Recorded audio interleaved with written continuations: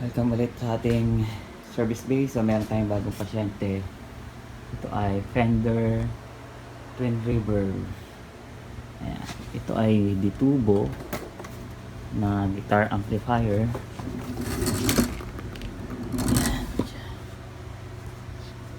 Ayan siya. Ditubo. So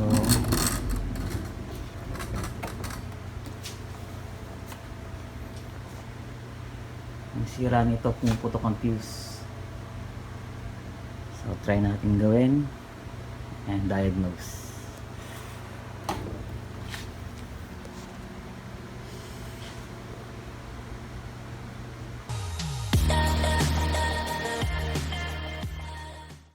Okay, so meron siyang 6 na tubo, 6 na maliit, 4 na output tube.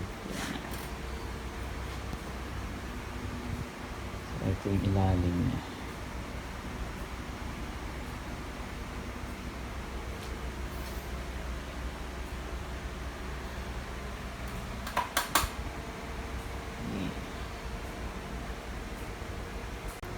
Okay, so nabuksan ko na siya. So upon inspection, yung pinagawa na sa iba. So check natin. Ito madumi.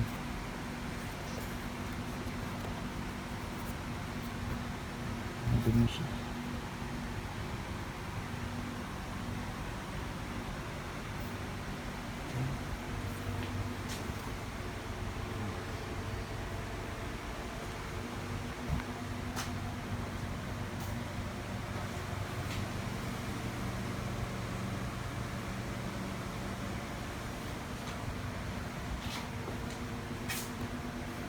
So na-check yung transformer, mga diode,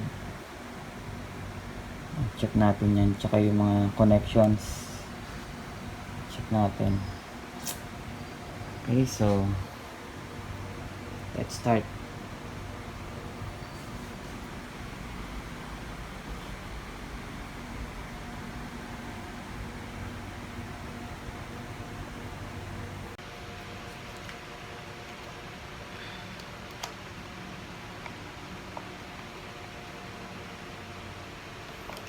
Check natin yung mga rectifier. Good.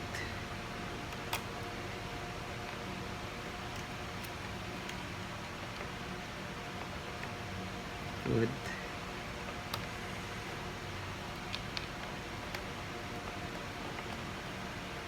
Good.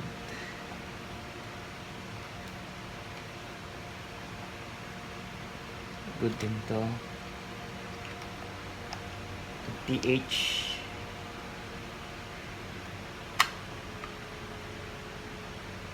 Good.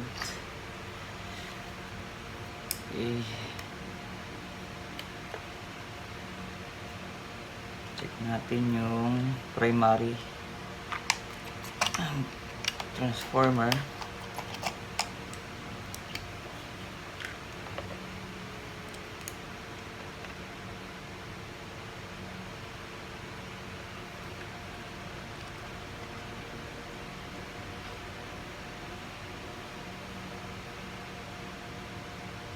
Good.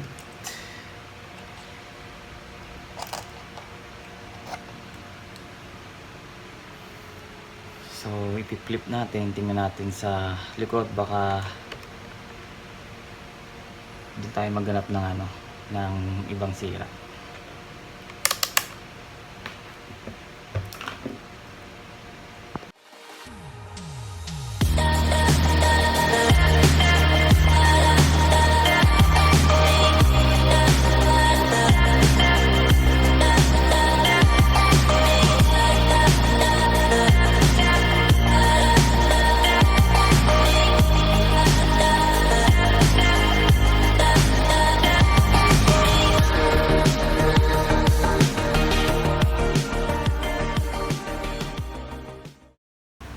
Okay, so one thing pa na napansin ko dito is yung kanyang mga terminal.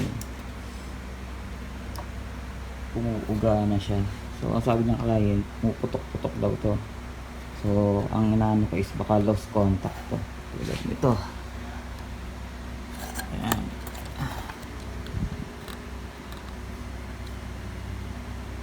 See? Kita niyo yan. Ayan, lost contact na siya. Okay, so i-resolder natin tong mga terminal connection papuntang preamp. Kasi unload na. Tanggal na siya sa hinang.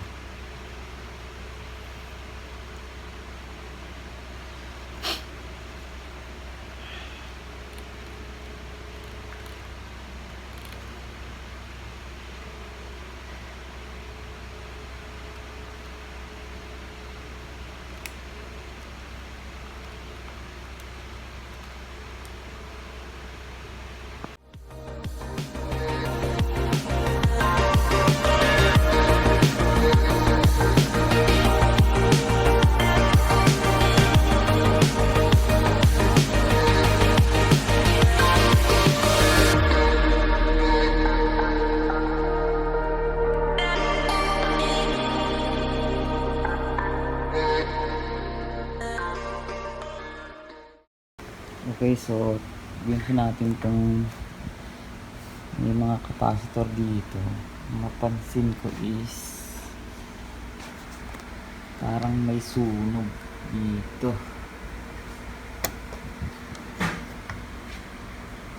Ito. So checkin natin yan. Baka yun yung nag-cause ng pagputok ng fuse.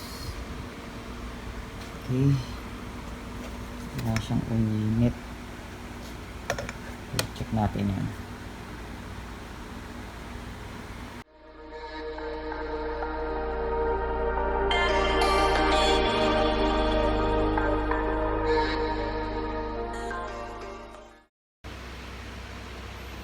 Medyo naglulus din to, dapat madikit natin to.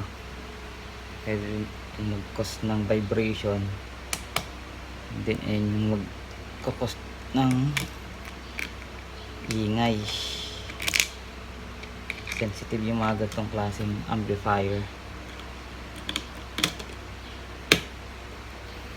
Mga guitar amp na ganito sensitive to.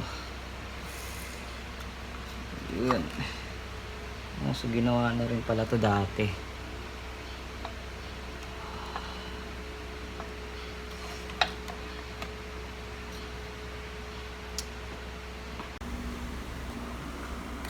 So ito yung parang nasunog niya.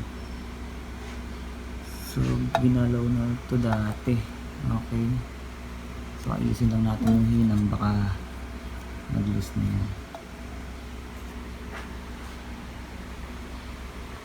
Okay, so ayan, nilagyan na natin siya ng pandikit para hindi na siya alog-alog sa vibration. Pwede kasi mag-cause ng ano yan, ng crackling yan, nagka-crack, mga hum yan. Yan, dapat naka-secure yan, hindi dapat umaalog yan. Okay, so test natin kung puputok pa yung fuse nya or worse. Okay, so isasaksak na natin. So let's power on the guitar amp.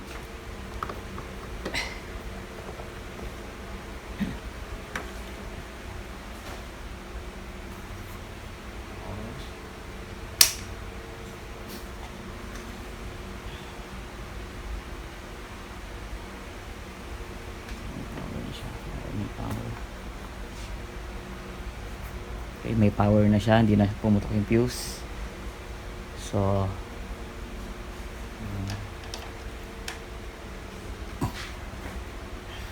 standby.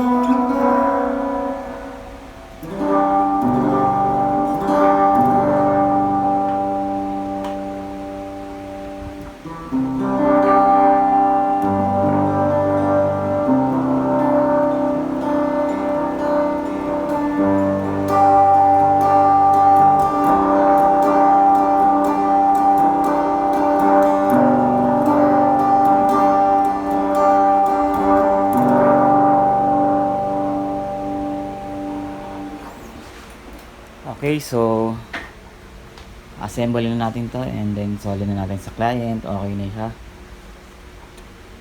So ang problem niya is for grounding tsaka yung may nasunog dun sa may capacitor box.